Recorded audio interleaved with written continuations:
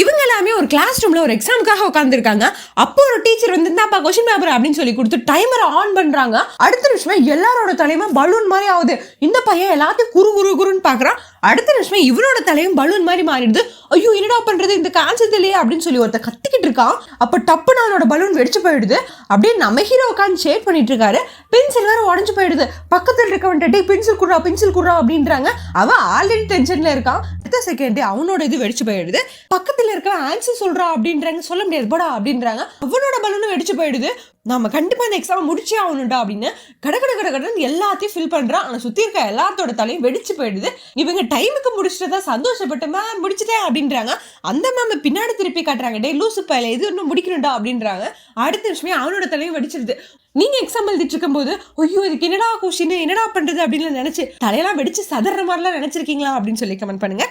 Next சந்திப்போம். Tata bye.